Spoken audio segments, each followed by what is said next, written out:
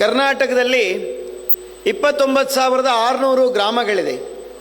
ಈ 29,600 ಗ್ರಾಮಗಳಲ್ಲಿ 2.5 ಲಕ್ಷ ದೇವಸ್ಥಾನಗಳಿದೆ. ಮುಜರಾಯಿ ದೇವಸ್ಥಾನ ಬಿಟ್ಟು 2.5 ಲಕ್ಷ ದೇವಸ್ಥಾನಗಳಿದೆ ಕರ್ನಾಟಕದಲ್ಲಿ. ಅದರಲ್ಲಿ ಮುಜರಾಯಿ ದೇವಸ್ಥಾನ 34,563 ದೇವಸ್ಥಾನಗಳು ಮುಜರಾಯಿ ದೇವಸ್ಥಾನ ಇದೆ. ಯಾವ ಸರ್ಕಾರ ಬರುತ್ತೋ ಆ ಸರ್ಕಾರ ಆ ದೇವಸ್ಥಾನಗಳನ್ನು ತನ್ನ ತೆಕ್ಕೆಗೆ ತಗೊಂಡು ಆ A grade, B grade, C grade ಅನ್ನೋದ್ರ ಮುಖಾಂತರ ಸರ್ಕಾರ ವ್ಯವಸ್ಥೆಯನ್ನು ಮಾಡುತ್ತೆ. ನಾನು ಆ ವಿಷಯಕ್ಕೆ ಹೋಗೋದಿಲ್ಲ. ಆದರೆ ಈ 2.5 ಲಕ್ಷ ದೇವಸ್ಥಾನಗಳೇನಿದೆ, ಈ 2.5 ಲಕ್ಷ ದೇವಸ್ಥಾನಗಳನ್ನು ಕಟ್ಟಿರ್ತಕ್ಕಂಥದ್ದು ಯಾವುದೇ ಒಬ್ಬ ಸರ್ಕಾರದ ಅಲ್ಲ, ಯಾವುದೇ ಒಬ್ಬ ರಾಜಕಾರಣಿ ಅಲ್ಲ, ಸರ್ವೇ ಸಾಮಾನ್ಯ ಭಕ್ತರ ಹಣದಿಂದ ದೇವಸ್ಥಾನಗಳನ್ನ ಕಟ್ಟಿದ್ದಾರೆ. ಈ 2.5 ಲಕ್ಷ ದೇವಸ್ಥಾನಗಳು ನಿರ್ಮಾಣ ಆಗಿರ್ತಕ್ಕಂಥದ್ದು ಯಾವ ರಾಜಕೀಯ ವ್ಯಕ್ತಿ, ಯಾವುದೇ ಸರ್ಕಾರದಿಂದ ಅಲ್ಲ, ಸರ್ವೇ ಸಾಮಾನ್ಯರ ಭಕ್ತರ ಶ್ರದ್ಧಾಭಕ್ತಿ ಹಣದಿಂದ ಆ ದೇವಸ್ಥಾನ ಕಟ್ಟಿದ್ದಾರೆ. ಆದರೆ ಯಾವಾಗ ಲಾಭ ಬರುತ್ತೋ ಆ ಲಾಭ ಬಂದಂಥ ಸಂದರ್ಭದಲ್ಲಿ ಆ ದೇವಸ್ಥಾನಗಳನ್ನು ಸರ್ಕಾರ ತನ್ನ ಕಪಿಮುಷ್ಟಿಗೆ ತಗೊಳ್ತಕ್ಕಂಥ ಕೆಲಸವನ್ನು ಮಾಡುತ್ತಷ್ಟೇ. ಯಾವ ಸರ್ಕಾರವೂ ದೇವಸ್ಥಾನ ಕಟ್ಟಿಲ್ಲ.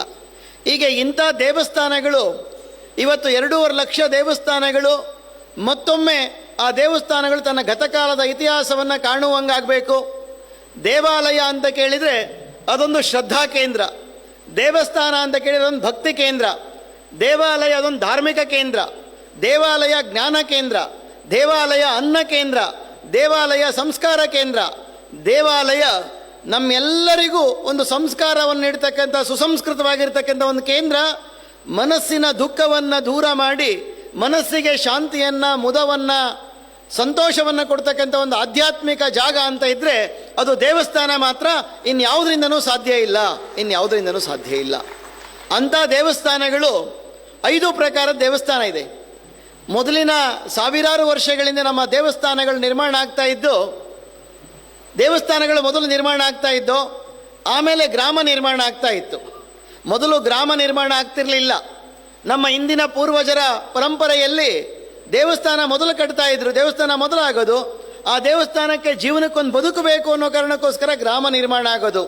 ಇಂಥ ಗ್ರಾಮಗಳಿಗೆ ಆಲಯಾಶ್ರಿತ ಗ್ರಾಮಗಳು ಅಂತ ಕರೀತಾ ಇದ್ದು.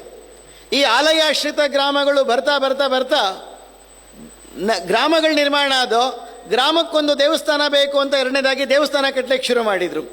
ಇನ್ನು 3ನೇದಾಗಿ ಉದ್ಭವ ದೇವಸ್ಥಾನಗಳು, 4ನೇದಾಗಿ ಒಂದು ಸಮಾಜದ ಒಂದು ಜಾತಿಯ ದೇವಸ್ಥಾನಗಳು, 5ನೇದಾಗಿ ಒಬ್ಬ ವ್ಯಕ್ತಿಗೆ ಭಗವಂತ ಶಕ್ತಿ ಕೊಟ್ಟ, ಒಬ್ಬ ವ್ಯಕ್ತಿಯೇ ಒಂದು ದೇವಸ್ಥಾನವನ್ನು ಕಟ್ಟಲಿಕ್ಕೆ ಶುರು ಮಾಡ್ದ. ಹೀಗೆ ಈ 5 ಪ್ರಕಾರದ ದೇವಸ್ಥಾನಗಳು ಸೇರಿಸಿದ್ರೆ 2.5 ಲಕ್ಷ. ನಾನು ಪದೇ ಪದೇ ಉಲ್ಲೇಖ ಮಾಡ್ತಾ ಇದ್ದೀನಿ. ಈ 2.5 ಲಕ್ಷ ದೇವಸ್ಥಾನಗಳು ಮಾತ್ರ ಅಲ್ಲ, ನಮ್ಮ ದೇಶದಲ್ಲಿ ಸಾವಿರಾರು ವರ್ಷಗಳಿಂದ ದೇವಸ್ಥಾನ ಅಂತ ಕೇಳಿದರೆ ಬರೀ ಅದೊಂದು ಧಾರ್ಮಿಕ ಪೂಜಾ ಪಾಠ ಇತ್ಯಾದಿಗೆ ಸೀಮಿತವಾಗಿರಲಿಲ್ಲ.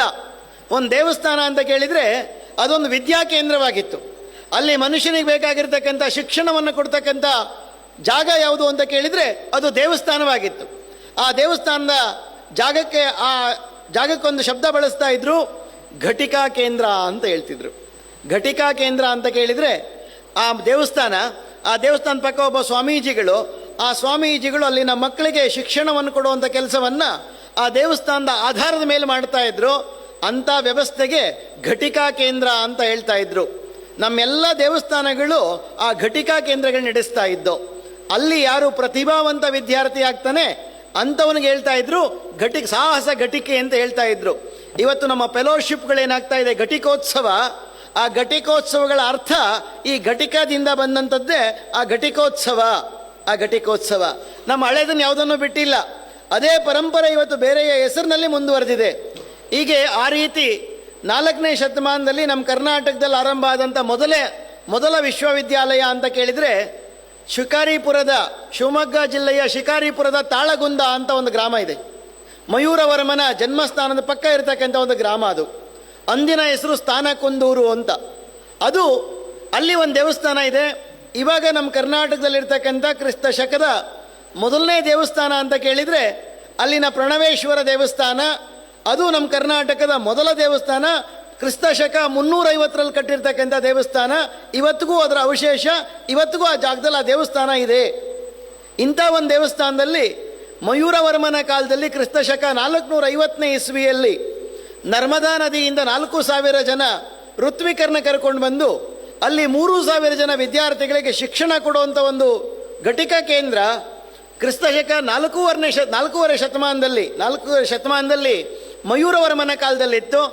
ಚಿಕ್ಕಮಗಳೂರು ಜಿಲ್ಲೆಯ ಮೂಡಿಗೆರೆಯ ತಾಲ್ಲೂಕಿನ ಅಗಡಿ ಅನ್ನೋ ಒಂದು ಗ್ರಾಮದಲ್ಲಿ ಸುದತ್ತಾಚಾರ್ಯ ಅಂತಕ್ಕಂಥವರು ಅಲ್ಲಿರ್ತಕ್ಕಂಥ ಮುಕ್ಕಣ್ಣೇಶ್ವರನ ದೇವಸ್ಥಾನದಲ್ಲಿ ಒಂದು ಗುರುಕುಲವನ್ನು ನಡೆಸ್ತಾ ಇದ್ರು. ಆ ಘಟಿಕಾ ಕೇಂದ್ರದ ಮುಖಾಂತರವೇ ಸಳ ಅಂತಕ್ಕಂಥ ಒಬ್ಬ ವ್ಯಕ್ತಿ ಹುಲಿಯನ್ನು ಕೊಂದು ಪರಿಣಾಮ ಹೊಯ್ಸಳ ಸಾಮ್ರಾಜ್ಯ ನಿರ್ಮಾಣ ಕಾರಣ ಆಗಿದ್ದು ಆ ಸಳನಿಂದ ಅದು ಒಂದು ಘಟಿಕಾ ಕೇಂದ್ರ. ಹೀಗೆ ಒಂದು ದೇವಸ್ಥಾನದ ಪಕ್ಕ ಒಂದು ವಿಶ್ವವಿದ್ಯಾಲಯ ಇತ್ತು. ಇನ್ನು 3ನೇ ವಿಶ್ವವಿದ್ಯಾಲಯ ನಮ್ಮ ಕರ್ನಾಟಕದ್ದು 8, 9, 10ನೇ ಶತಮಾನದಲ್ಲಿ ಕರ್ನಾಟಕವನ್ನು ಆಳಿದಂಥ ಅತ್ಯಂತ ಬಲಿಷ್ಠವಾಗಿರ್ತಕ್ಕಂಥ ರಾಜ ಇಮ್ಮಡಿ ಪುಲಿಕೇಶಿ ಬಾದಾಮಿಯ ರಾಜ್ಯವನ್ನು ಮಾಡಿಕೊಂಡು ಕರ್ನಾಟಕವನ್ನು ಮಾತ್ರ ಅಲ್ಲದೆ ನರ್ಮದಾ ನದಿಯ ದಂಡೆಯವರೆಗೆ ಹೋಗಿ ಹರ್ಷವರ್ಧನನಿಗೆ ತನ್ನ ಗೆಲುವಿನ ಅಂದರೆ ತನ್ನ ಶಕ್ತಿ ಸಾಮರ್ಥ್ಯವನ್ನು ತೋರಿಸ್ಕೊಟ್ಟಂಥ ಒಬ್ಬ ರಾಜ. ಆ ಇಮ್ಮಡಿ ಪುಲಿಕೇಶಿಯ ಕಾಲಘಟ್ಟದಲ್ಲಿ ಬಿಜಾಪುರ ಜಿಲ್ಲೆಯ ಇಂಡಿಯ ಸಾಲೋಟ್ಗಿ ಅಂತ ಅಂದಿನ ಹೆಸರು ಸಾಲ್ ಪಾವಟಗಿ ಅಂತ ಅಂದಿನ ಹೆಸರು. ಇವತ್ತದು ಸಾಲೋಟ್ಗಿ ಅಂತ ಗ್ರಾಮವಾಗಿದೆ. ಆ ಸಾಲೋಟ್ಗಿಯ ಗ್ರಾಮದಲ್ಲಿ ನಾನು ಹೇಳಿದರೆ ತುಂಬ ಜನರಿಗೆ ಇವತ್ತು ಆಶ್ಚರ್ಯ ಅನ್ನಿಸ್ಬೋದು, ಈಗೂ ಸಾಧ್ಯನಾ ಅಂತ. ಇವತ್ತು ನಮ್ಮ ಮಕ್ಕಳು ವಿದ್ಯಾಭ್ಯಾಸಕ್ಕೋಸ್ಕರ ವಿದೇಶಕ್ಕೆ ಹೋಗಿ ವಿದ್ಯೆಯನ್ನು ಪಡೆದು ವಾಪಸ್ ಬರ್ತಕ್ಕಂಥದ್ದು ಹೈಯರ್ ಸ್ಟಡೀಸ್, ವಿದೇಶದಲ್ಲಿ ಹೋದರೆ ಪ್ರತಿಭಾವಂತ ಅನ್ನುವ ಒಂದು ಹೆಸರು ಬಂದುಬಿಟ್ಟಿದೆ ಇವತ್ತು, ದುರಂತ. ಆದರೆ ಜಗತ್ತಿನ 27 ದೇಶಗಳಿಂದ ಕರ್ನಾಟಕದ ಬಿಜಾಪುರದ ಇಂಡಿಯ ಸಾಲೋಟ್ಗಿಗೆ ಬರ್ತಾ ಇದ್ರು, ಇಲ್ಲಿ ವಿದ್ಯೆಯನ್ನು ಕಲಿತು ವಾಪಸ್ ಹೋಗ್ತಾ ಇದ್ರು. ಅಂಥ ವಿಶ್ವವಿದ್ಯಾಲಯ ನಮ್ಮ ಕರ್ನಾಟಕದಲ್ಲಿತ್ತು. ಆ ವಿಶ್ವವಿದ್ಯಾಲಯ ಇದ್ದಿದ್ದಲ್ಲಿ ನಮ್ಮದೇ ಶಿವಲಿಂಗೇಶ್ವರ ಸ್ವಾಮಿ ದೇವಸ್ಥಾನ ಇದೆ ಸಾಲೋಟ್ಗಿಯಲ್ಲಿ. ಆ ಶಿವಲಿಂಗೇಶ್ವರ ಸ್ವಾಮಿಯ ದೇವಸ್ಥಾನದ ಹಿಂಭಾಗದಲ್ಲಿ ಕಲ್ಯಾಣಿ ಇದೆ, ಅದ್ರ ಮುಂಭಾಗದಲ್ಲಿ ಶಾಸನ ಇದೆ. ಆ ಶಾಸನದ ಮೇಲೆ ಈಗ ಹೋದ್ರು ಯಾರು ಬೇಕಾದರೂ ಹೋಗಿ ನೋಡಬಹುದು. ಅಲ್ಲಿ ಆ ಶಿಲಾಶಾಸನದಲ್ಲಿ ಕೆತ್ತಿದ್ದಾರೆ ಜಗತ್ತಿನ 27 ದೇಶಗಳಿಂದ ಇಲ್ಲಿಗೆ ಬರ್ತಾ ಇದ್ರು ಅಂತ. ಇನ್ನು 4ನೇ ವಿಶ್ವವಿದ್ಯಾಲಯ ಕಲಬುರಗಿ ಜಿಲ್ಲೆಯ ಚಿತ್ತಾಪುರ ತಾಲ್ಲೂಕಿನ ನಾಗಾವಿ ವಿಶ್ವವಿದ್ಯಾಲಯ. ರಾಷ್ಟ್ರಕೂಟರ ರಾಜಧಾನಿಯಾಗಿರ್ತಕ್ಕಂಥ ಮಾನ್ಯಕೇಡದಿಂದ 12 ಕಿಲೋಮೀಟರ್ ದೂರದಲ್ಲಿರ್ತಕ್ಕಂಥ ಚಿತ್ತಾಪುರ ಅಂತಕ್ಕಂಥ ಗ್ರಾಮದಲ್ಲಿ ನಾಗಾವಿ ಯಲ್ಲಮ್ಮನ ದೇವಸ್ಥಾನ ಇದೆ. ರಾಷ್ಟ್ರಕೂಟರ ಕುಲದೇವತೆ. ಆ ಕುಲದೇವತೆಯನ್ನು ಆಧಾರ ಮಾಡಿಕೊಂಡು ಇವತ್ತಿಗೂ ಆ ಗ್ರಾಮದಲ್ಲಿ ಇರತಕ್ಕಂಥ ಒಂದು ಸಣ್ಣ ಕೊಳದಿಂದ 380 ಎಕರೆಗೆ ನೀರಾವರಿ ಆಗುತ್ತೆ. ಆ ದೇವಿಯ ಮುಂಭಾಗದಲ್ಲಿ ಬರ್ತಕ್ಕಂಥ ಜಲ 380 ಎಕರೆಗೆ ನೀರಾವರಿ ಕೊಡುತ್ತೆ. ಅನ್ನವನ್ನು ಆ ದೇವಿ ಕೊಡ್ತಾಳೆ. ಅದರ ಜೊತೆಯಲ್ಲಿ ಅದರ ಹಿಂಭಾಗದಲ್ಲಿ ಒಂದು ದೇವಸ್ಥಾನ ಇದೆ, ಬ್ರಹ್ಮ ವಿಷ್ಣು ಮಹೇಶ್ವರರ ದೇವಸ್ಥಾನ ಇದೆ. ಅದರ ಪಕ್ಕದಲ್ಲಿ ಆಂಜನೇಯನ ದೇವಸ್ಥಾನ ಇದೆ, ಸಂಜೀವಿನಿ ಆಂಜನೇಯ ಅಂತ ಹೇಳ್ತಾರೆ. ಅದರ ಮುಂಭಾಗದಲ್ಲಿ 64 ಕಂಬಗಳಿದೆ. ನಮ್ಮ ಪ್ರಾಚೀನ ವಿದ್ಯೆಗಳೇನಿತ್ತು 64 ವಿದ್ಯೆಗಳು, 64 ವಿದ್ಯೆಗಳನ್ನು ಕೆತ್ತಿರ್ತಕ್ಕಂಥ ಕಂಬಗಳಲ್ಲಿದೆ. ಹೀಗೆ ನಮ್ಮ ಕರ್ನಾಟಕ ನಾನು ದೇಶದ ಬಗ್ಗೆ ಮಾತಾಡಲಿಲ್ಲ, ಕರ್ನಾಟಕದಲ್ಲಿ ಪ್ರತಿಯೊಂದು ದೇವಸ್ಥಾನದ ಮುಂಭಾಗ ದೇವಸ್ಥಾನದ ಹಿಂಭಾಗದಲ್ಲಿ ಒಂದೊಂದು ಘಟಿಕಾ ಕೇಂದ್ರಗಳ ಆರಂಭವಾಗಿದ್ದು 4ನೇ ಶತಮಾನದಿಂದ ವಿಜಯನಗರ ಸಾಮ್ರಾಜ್ಯ ಕಟ್ಟಕಡೆಯ ಮೈಸೂರು ಸಾಮ್ರಾಜ್ಯದವರೆಗೆ ಒಂದು ದೇವಾಲಯ ಕೇಂದ್ರ ಮಾಡಿಕೊಂಡು ಶಿಕ್ಷಣವನ್ನು ಕೊಡ್ತಕ್ಕಂಥ ಆ ಅನ್ನದಾಸೋಹವನ್ನು ಕೊಡ್ತಕ್ಕಂಥ ವ್ಯವಸ್ಥೆ ಇದ್ದಿದ್ದು ಕರ್ನಾಟಕದಲ್ಲಿ. 1497ನೇ ಇಸ್ವಿಯಲ್ಲಿ ಬ್ರಿಟಿಷ್ನವ್ರು ನಮ್ಮ ದೇಶಕ್ಕೆ ಕಾಲಿಟ್ಟರು. ನಾವು ಹೇಳ್ತೀವಿ ಇವತ್ತು ನಮ್ಮ ದೇಶಕ್ಕೆ ಶಿಕ್ಷಣ ಕೊಟ್ಟಿದ್ದು ಬ್ರಿಟಿಷ್ನವರು ಅಂತ. ಇವತ್ತು ಅದೇ ಕುರುಡು ಇತಿಹಾಸವನ್ನು ನಾವು ಓದ್ತಾ ಇದ್ದೀವಿ. ನಮ್ಮ ಮನಸ್ಸನ್ನು ಬದಲಾಯಿಸ್ಕೊಳ್ಬೇಕು, ಸರಿಯಾಗಿರ್ತಕ್ಕಂಥ ದೃಷ್ಟಿಯನ್ನು ಬೆಳೆಸ್ಕೊಳ್ಬೇಕು. ಜಗತ್ತಿಗೆ ವಿಜ್ಞಾನವನ್ನು ಕೊಟ್ಟಿದ್ದು, ಜಗತ್ತಿಗೆ ಅಕ್ಷರವನ್ನು ಕೊಟ್ಟಿದ್ದು, ವಿಶ್ವವಿದ್ಯಾಲಯ ಕೊಟ್ಟಿದ್ದು ಕರ್ನಾಟಕದವರು. ನಲಂದ ವಿಶ್ವವಿದ್ಯಾಲಯ ಆರಂಭ ಆದಂಥ ಸಂದರ್ಭದಲ್ಲಿ ತಾಳಗುಂದ ವಿಶ್ವವಿದ್ಯಾಲಯ ಇತ್ತು. ಹೀಗೆ ನಮ್ಮ ದೇವಸ್ಥಾನಗಳು ವಿದ್ಯಾಕೇಂದ್ರಗಳಾಗಿದ್ದು, ನಮ್ಮ ದೇವಸ್ಥಾನಗಳು ಅನ್ನಛತ್ರಗಳಾಗಿದ್ದು. ಇವತ್ತಿಡೀ ದೇಶದಲ್ಲಿ ಎಲ್ಲೂ ನೋಡ್ಲಿಕ್ಕೆ ಆಗದೆ ಇರತಕ್ಕಂಥ ಒಂದು ಅನ್ನದ ದಾಸೋಹದ ವ್ಯವಸ್ಥೆ ಕರ್ನಾಟಕದಲ್ಲಿ ನಾವು ಕಾಣಲಿಕ್ಕೆ ಸಾಧ್ಯ ಆಗುತ್ತೆ. ಯಾವುದೇ ದೇವಸ್ಥಾನ, ಯಾವುದೇ ಮಠ, ಯಾವುದೇ ಮಂದಿರಕ್ಕೆ ಹೋಗಲಿ, ಇವತ್ತು ನೂರಾರು ಸಾವಿರಾರು ಸಂಖ್ಯೆಯ ಪ್ರಮಾಣದಲ್ಲಿ ಅನ್ನವನ್ನು ದಾಸೋಹ ಮಾಡ್ತಕ್ಕಂಥ ಒಂದು ಪರಂಪರೆ ಈ ಮಠಗಳಿಂದ, ಈ ದೇವಸ್ಥಾನಗಳಿಂದ ಆರಂಭವಾಯಿತು. ಹೀಗೆ ದೇವಸ್ಥಾನ ಒಂದು ಅನ್ನವನ್ನು ನೀಡ್ತಕ್ಕಂಥ ದಾಸೋಹ ಪರಂಪರೆಗೆ ಹೆಸರಾಗಿರ್ತಕ್ಕಂಥದ್ದು ದೇವಸ್ಥಾನಗಳು. ಇನ್ನು 3ನೇದಾಗಿ ನಮ್ಮೆಲ್ಲ ದೇವಸ್ಥಾನಗಳು ನ್ಯಾಯ ಕೇಂದ್ರಗಳಾಗಿದ್ದು. ಯಾವ ದೇವಸ್ಥಾನವು ಕಾಟಾಚಾರದ ಆಟಕ್ಕೋಸ್ಕರ ದೇವಸ್ಥಾನ ಕಟ್ಟಿರಲಿಲ್ಲ. ನಮ್ಮ ಪ್ರತಿಯೊಂದು ದೇವಸ್ಥಾನವು ಸುಪ್ರೀಂ ಕೋರ್ಟ್ ಕೊಡ್ಲಿಕ್ಕಾಗದೇ ಇರತಕ್ಕಂಥ, ಹೈಕೋರ್ಟ್ ಕೊಡ್ಲಿಕ್ಕಾಗದೇ ಇರತಕ್ಕಂಥ ಜಡ್ಜ್ಮೆಂಟನ್ನು ನಮ್ಮ ದೇವಸ್ಥಾನದಲ್ಲಿ ದೇವರು ಕೊಡುವಂಥ ವ್ಯವಸ್ಥೆ ಈ ದೇಶದಲ್ಲಿತ್ತು, ಈ ನಾಡಿನಲ್ಲಿತ್ತು, ಈ ಸಂಸ್ಕೃತಿಯಲ್ಲಿತ್ತು. ಇವತ್ತಿಗೂ ನಮ್ಮ ಕರ್ನಾಟಕದ ಬೀದರ್ ಜಿಲ್ಲೆಗೆ ಹೋದರೆ, ಬೀದರ್ ಜಿಲ್ಲೆಗೆ ಇತ್ತೀಚೆಗೆ ನನಗೆ ಕೆಲಸ ಬಂದಮೇಲೆ ನಾವು ಒಂದು 8 ಜನ ಕಾರ್ಯಕರ್ತನ ಕರ್ಕೊಂಡು ಬೀದರ್ ಜಿಲ್ಲೆಗೆ ಹೋದು ನರಸಿಂಹಜರ ನೋಡಬೇಕು ಅಂತ. ನರಸಿಂಹಜರಾಗೆ ಹೋದಾಗ ಎಲ್ರಿಗೂ ಗೊತ್ತಿದೆ, ದೊಡ್ಡದಾಗಿರ್ತಕ್ಕಂಥ ಪರ್ವತ, ಎದೆಯ ಮಟ್ಟಕ್ಕಿರ್ತಕ್ಕಂಥ ನೀರಿನಲ್ಲೇ ಹೋಗಬೇಕು, 150 ಅಡಿ ಆ ನೀರಿನಲ್ಲೇ ಹೋಗಬೇಕು. ನನ್ನ ಜೊತೆಗೆ ಬಂದಂಥ 8 ಜನ ಕಾರ್ಯಕರ್ತರ ಜೊತೆಯಲ್ಲಿ ಎಲ್ಲರೂ ಡ್ರೆಸ್ಸನ್ನು ತೆಗೆದು ಬದಲಾಯಿಸ್ಕೊಂಡು ಒಳಗಡೆಗೆ ಹೋಗ್ಲಿಕ್ಕೆ ಶುರು ಹೋಗಬೇಕು ಅನ್ನೋ ಅಷ್ಟೊತ್ತಿಗೆ ಅಲ್ಲಿ ಗುಡಿ ಮುಂಭಾಗದಲ್ಲಿರ್ತಕ್ಕಂಥ ಒಬ್ಬ ಅರ್ಚಕರು ಒಂದು ಸಣ್ಣ ಮಾತು ಹೇಳಿದರು. ನೋಡಿ, ಒಳಗಡೆ ಹೋಗ್ತೀರಿ, ಸುಮಾರು ಒಂದು 150 ಅಡಿಯಷ್ಟು ದೂರ ಹೋಗಬೇಕು. ಹೋಗೋದಕ್ಕೆ ಮುಂಚೆ ಒಮ್ಮೆ ನೆನಪು ಮಾಡ್ಕೊಳ್ಳಿ, ತುಂಬ ತಪ್ಪು ಮಾಡಿದರೆ, ತುಂಬ ಮೋಸ ಮಾಡಿದರೆ, ತುಂಬ ಅನ್ಯಾಯ ಮಾಡಿದರೆ ಒಳಗಡೆ ಹೋಗಬೇಡಿ, ಆವು ಚೇಳಿದೆ, ಸ್ವಲ್ಪ ಎಚ್ಚರಿಕೆ ಅಂತ ಹೇಳಿದರು. ನನ್ನ ಜೊತೆಗೆ ಬಂದವರು 8 ಜನರಲ್ಲಿ 5 ಜನ ಹೇಳಿದರು, ಇಲ್ಲ ಸರ್ ನನಗೆ ಸ್ವಲ್ಪ ಸ್ಕಿನ್ ಅಲರ್ಜಿ ಇದೆ, ನೀರಿನ ಕಂಡ್ರೆ ಸ್ಕಿನ್ ಅಲರ್ಜಿ ಆಗುತ್ತೆ, ನೀವು ಹೋಗಿ ಬನ್ನಿರಿ, ನಾವಿಲ್ಲೇ ನಿಂತ್ಕೊಂಡು ನಮಸ್ಕಾರ ಮಾಡ್ತೀವಿ, ದೇವ್ರು ಎಲ್ಲ ಕಡೆ ಇದ್ದಾನೆ ಅಂತ ಹೇಳಿದರು. ಸುಪ್ರೀಂ ಕೋರ್ಟ್ ಕೊಡ್ಲಿಕ್ಕಾಗದೇ ಇರೋ ತೀರ್ಪನ್ನು ಭಗವಂತ ಮೂಕ ಸಾಕ್ಷಿಯಾಗಿ ಕೊಡ್ತಾನೆ. ಇದು ನಮ್ಮ ದೇಶ, ಇದು ನಮ್ಮ ಸಂಸ್ಕೃತಿ. ನಮ್ಮ ಗುಡಿಯಲ್ಲಿ ದೇವರು ಮಾತಾಡಲಿಲ್ಲ, ಆದರೆ ದೇವರು ಜಡ್ಜ್ಮೆಂಟ್ ಕೊಟ್ಟಂಥ ದೇಶ ನಮ್ಮದು, ನಮ್ಮ ಸಂಸ್ಕೃತಿ ನಮ್ಮದು. ಅಂಥ ಶ್ರೇಷ್ಠವಾಗಿರ್ತಕ್ಕಂಥ ಹಿಂದೂ ಸಂಸ್ಕೃತಿ. ದೂರದ ಹೊನ್ನಾಳಿಯ, ದಾವಣಗೆರೆ ಜಿಲ್ಲೆಯಲ್ಲಿ ಹೊನ್ನಾಳಿ ಅಂತಿದೆ. ಆ ಹೊನ್ನಾಳಿಯಲ್ಲಿ ಚೆನ್ನಪ್ಪ ಸ್ವಾಮಿ ಮಠ ಅಂತಿದೆ. ಆ ಚೆನ್ನಪ್ಪ ಸ್ವಾಮಿ ಮಠದಲ್ಲಿ ಇಷ್ಟು ದಪ್ಪದೊಂದು ಕಲ್ಲಿದೆ. ಆ ಕಲ್ಲನ್ನು ಯಾರು ಬೇಕಾದ್ರೂ ಮೇಲೆ ಕೆತ್ತಬಹುದು. ಆದರೆ ಅಣ್ಣ ತಮ್ಮಂದಿರು ಜಗಳ ಆಡಿ ಜಮೀನು ನಂದು ಹೆಚ್ಚು ಬರಬೇಕು, ನಂದು 1 ಎಕರೆ ಇದೆ ಅಂತ ಹೇಳಿ ಅಣ್ಣ ಹೇಳ್ತಾನೆ, ತಮ್ಮ ಹೇಳ್ತಾನೆ ನಿಂದು 1 ಎಕರೆ ಇಲ್ಲ, ನಿಂದಿರೋದೆ 3/4 ಎಕರೆ ಅಂತ ಹೇಳ್ತಾನೆ. ಇಲ್ಲ, ವ್ಯಾಜ್ಯ ಆಗುತ್ತೆ, ಕೋರ್ಟ್ಗೆ ಹೋಗೋದು ಬೇಡ, ಚೆನ್ನಪ್ಪ ಸ್ವಾಮಿ ಮಠಕ್ಕೆ ಹೋಗೋಣ, ಪೂಜೆ ಮಾಡಿಸೋಣ, ಪೂಜೆ ಮಾಡಿಸಿದ ಮೇಲೆ ನೀನು ಒಂದು ಸರಿ ಆ ಕಲ್ಲನ್ನು ಮೇಲೆ ಕೆತ್ಬಿಟ್ಟು ಹೇಳು, ಈ ಜಮೀನು ನಂದು 3/4 ಎಕರೆ ಅಲ್ಲ 1 ಎಕರೆ ಇದೆ ನಂದು ಅಂತ ಹೇಳಿಬಿಡು, ನಾನು ಬಿಟ್ಟು ಕೊಟ್ಬಿಡ್ತೀನಿ ಅಂತ ಅಣ್ಣ ಹೇಳ್ತಾನೆ. ಕೂಡಲೇ ಪೂಜೆ ಮಾಡಿಸ್ತಾರೆ. ಪೂಜೆ ಮಾಡಿಸಿದ ನಂತರ ಆ ಕಲ್ಲು ಎತ್ತಕ್ಕೆ ಬಂದ ಕೂಡಲೇ ಹೇಳ್ತಾನೆ, ಅಣ್ಣ ಕಲ್ಲು ಮಾತ್ರ ಎತ್ತೋದು ಬೇಡ, ನಂದು 3/4 ಎಕರೆ ವಾಪಸ್ ಮನೆಗೆ ಹೋಗೋಣ ಬಾ ಅಂತ ಹೇಳ್ತಾನೆ. ಇದು ನಮ್ಮ ಸಂಸ್ಕೃತಿ. ಹೀಗೆ ದೇವಸ್ಥಾನ ಅಂತ ಕೇಳಿದರೆ ಅದೊಂದು ನಿರುದ್ಯೋಗ ಕೇಂದ್ರ ಅಲ್ಲ. ಬಿಹಾರದ ಮೊನ್ನೆ ಒಬ್ಬ ಸಚಿವ ಮಾತಾಡಿದ್ರು, ದೇವಸ್ಥಾನ ಅಂತ ಕೇಳಿದ್ರೆ ನಿರುದ್ಯೋಗ ಕೇಂದ್ರ ಅಂತ. ದೇವಸ್ಥಾನ ನಿರುದ್ಯೋಗ ಕೇಂದ್ರ ಅಲ್ಲ ಸ್ವಾಮಿ, ದೇವಸ್ಥಾನ ಉದ್ಯೋಗ ಕೇಂದ್ರ, ದೇವಸ್ಥಾನ ವ್ಯಾಪಾರ ಕೇಂದ್ರ, ದೇವಸ್ಥಾನ ಆರ್ಥಿಕ ಕೇಂದ್ರ. ನಮ್ಮೆಲ್ಲರ ಜನರ ಸಾವಿರಾರು ಕುಟುಂಬಗಳಿಗೆ ಉದ್ಯೋಗ ಕೊಟ್ಟಿದ್ರೆ ಅದಿನ್ಯಾವ ವ್ಯಕ್ತಿನೂ ಅಲ್ಲ, ನಮ್ಮ ದೇವಸ್ಥಾನಗಳಿಗೆ ಕೊಟ್ಟಿದೆ. ನಮ್ಮ ದೇವಸ್ಥಾನಗಳು ಉದ್ಯೋಗವನ್ನು ಕೊಟ್ಟಿದೆ. ಹಣ್ಣು ಕಾಯಿ ಮುಖಾಂತರ ಆಟೋದಲ್ಲಿ ಹೋಗೋರಿಗೆ, ಬಸ್ಸಲ್ಲಿ ಹೋಗೋರಿಗೆ, ಲಾಡ್ಜಲ್ಲಿ ಹೋಗೋರಿಗೆ, ಈ ರೀತಿ ಪ್ರತ್ಯಕ್ಷವಾಗಿ ಪರೋಕ್ಷವಾಗಿ ದೇವಸ್ಥಾನಗಳು ಸಾವಿರಾರು ಅಲ್ಲ ಲಕ್ಷಾಂತರ ಜನರಿಗೆ ಉದ್ಯೋಗವನ್ನು ಕೊಡ್ತಕ್ಕಂಥ ಕೆಲಸಗಳನ್ನು ನಮ್ಮ ದೇವಸ್ಥಾನಗಳು ಮಾಡಿದ್ದಾವೆ. ನಿರುದ್ಯೋಗ ಕೇಂದ್ರ ಅಲ್ಲ. ಮುಂದೆ ಬರ್ತಕ್ಕಂಥ ಅಯೋಧ್ಯೆಯ ರಾಮ ಮಂದಿರದ ಬಜೆಟ್ ಇನ್ನು 5 ವರ್ಷದಲ್ಲಿ ಉಲ್ಲೇಖ ಮಾಡ್ತಾ ಇದ್ದಾರೆ ಅವರು. ಅಯೋಧ್ಯೆಯ ರಾಮ ಮಂದಿರಕ್ಕೇನು ಸಂಗ್ರಹ ಆಗುತ್ತಲ್ಲ ಒಂದು ವರ್ಷಕ್ಕೆ, ಉತ್ತರ ಪ್ರದೇಶದ ಬಜೆಟ್ಟಿನ 25% ಬಜೆಟ್ಟಿನ ಟ್ಯಾಕ್ಸನ್ನು ಅಯೋಧ್ಯೆಯ ರಾಮ ಮಂದಿರದಿಂದ ಕೊಡ್ತಾರೆ. ಅಷ್ಟು ಟ್ಯಾಕ್ಸನ್ನು ರಾಮ ಮಂದಿರದಿಂದ ಸಂಗ್ರಹ ಆಗುತ್ತೆ.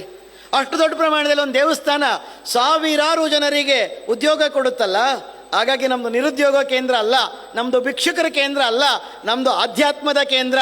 ಭಕ್ತರ ಜಾತಿ ಮತ ಪಕ್ಷ ಪಂಥ ಭೇದ ಭಾವಗಳನ್ನ ಮರಿತಕ್ಕಂಥ ಏಕತೆಯ ಕೇಂದ್ರ ನಮ್ಮ ದೇವಸ್ಥಾನಗಳು. ಕಳೆದ ಒಂದು 15 ದಿವಸಗಳ ಹಿಂದೆ ಕೊಪ್ಪಳದಲ್ಲಿ ಜಾತ್ರೆ ನಡೀತು. ಜಾತ್ರೆಗೆ ಬಂದಂಥ ಜನ ಎಷ್ಟು? 8 ಲಕ್ಷ ಜನರು. ಯಾವುದೇ ವೆಹಿಕಲ್ ವ್ಯವಸ್ಥೆ ಮಾಡಿರಲಿಲ್ಲ, ಯಾವುದೇ ಕರಪತ್ರ ಹೊರಡಿಸಿರಲಿಲ್ಲ, ಯಾರಿಗೂ ಏನು ತರಬೇಕು ಅಂತ ಹೇಳಿರಲಿಲ್ಲ. ಯಾರ್ದೋ ಮನೆಯಲ್ಲಿ ರೊಟ್ಟಿ ಬಂತು, ಯಾರ್ದೋ ಮನೆಯ ಚಟ್ನಿ ಪುಡಿ ಬಂತು, ಯಾರ್ದೋ ಮಾಲ್ದಿ ಬಂತು. ಇಡೀ ಜಾತಿ ಮತ ಪಕ್ಷ ಭೇದ ಭಾವಗಳಿಲ್ಲದೆ 8 ಲಕ್ಷ ಜನರು ಕೂತು ಆ ದೇವರಿಗೊಂದು ಉಗಿಯೋ ಅಂತ ಹೇಳಿದ್ರಲ್ಲ, ಆ ರಥವನ್ನು ಹೇಳಿದ್ರಲ್ಲ. ಹೀಗೆ ದೇವಸ್ಥಾನ ಜಾತಿ ಮತ ಪಕ್ಷ ಪಂಥ ಭೇದ ಭಾವಗಳನ್ನ ಮರೆದು ಒಂದು ಮಾಡ್ತಕ್ಕಂಥ ಶಕ್ತಿ ಇರ್ತಕ್ಕಂಥದ್ದು ಆ ದೇವಸ್ಥಾನಕ್ಕೆ. ದೇವಸ್ಥಾನ ವಿಘಟನೆಯ ಕೇಂದ್ರ ಅಲ್ಲ, ದೇವಸ್ಥಾನ ಒಂದು ಸಂಘಟನೆಯ ಕೇಂದ್ರ, ದೇವಸ್ಥಾನ ಒಂದು ಸಂಸ್ಕಾರದ ಕೇಂದ್ರ, ದೇವಸ್ಥಾನ ಒಂದು ಸಾಮಾಜಿಕ ಕೇಂದ್ರ, ದೇವಸ್ಥಾನ ಒಂದು ನ್ಯಾಯ ಕೇಂದ್ರ, ದೇವಸ್ಥಾನ ಒಂದು ಅನ್ಯ ಕೇಂದ್ರ, ದೇವಸ್ಥಾನ ಒಂದು ವಿದ್ಯಾ ಕೇಂದ್ರ. ಹೀಗೆ ಇಂಥ ದೇವಾಲಯಗಳು ಇವತ್ತು 10 ಕೋಟಿ 15 ಕೋಟಿ 8 ಕೋಟಿ ಭವನಗಳನ್ನ ಕಟ್ತಾ ಇದ್ದೀವಿ. ತುಂಬ ದೊಡ್ಡದಾಗಿರ್ತಕ್ಕಂಥ ದೇವಸ್ಥಾನಗಳನ್ನ ಕಟ್ತಾ ಇದ್ದೀವಿ. ಆ ದೇವಸ್ಥಾನದಲ್ಲಿ ಚಿನ್ನದ ಮೂರ್ತಿಗಳನ್ನು ಪ್ರತಿಷ್ಠಾಪನೆ ಮಾಡ್ತಾ ಇದ್ದೀವಿ, ಸಂತೋಷ. ಆದರೆ 80ನೇ ಇಸ್ವಿಯಿಂದ ಹಿಂದೆ ಇದ್ದಂಥ ಹಿರಿಯರು ತುಂಬ ಜನರಿಗೆ ನೆನಪಿರಬಹುದು. ಇವತ್ತು ನಮ್ಮ ಮನಸ್ಸುಗಳು ಬದಲಾಗಬೇಕಾಗಿದೆ, ನಮ್ಮ ಚಿಂತನೆಗಳು ಬದಲಾಗಬೇಕಾಗಿದೆ. 80ನೇ ಇಸ್ವಿಗಿಂತ ಹಿಂದಕ್ಕೆ ಹೋದರೆ ದೇವಸ್ಥಾನದಲ್ಲಿರ್ತಕ್ಕಂಥ ಮೂರ್ತಿ ಅದು ಕಲ್ಲಿಂದಾಗಿತ್ತು. ಆ ದೇವಸ್ಥಾನದಲ್ಲಿರುವ ಮೂರ್ತಿ ಕಲ್ಲಾಗಿತ್ತು, ಮನುಷ್ಯರ ಮನಸ್ಸು ಬಂಗಾರವಾಗಿತ್ತು. ಇವತ್ತು ಮನುಷ್ಯರ ಮನಸ್ಸು ಕಲ್ಲಾಗ್ತಾ ಇದೆ, ದೇವರ ಮೂರ್ತಿ ಚಿನ್ನ ಆಗ್ತಾ ಇದೆ. ಇದು ಅಲ್ಲ ಆಗಬೇಕಾದ್ದು.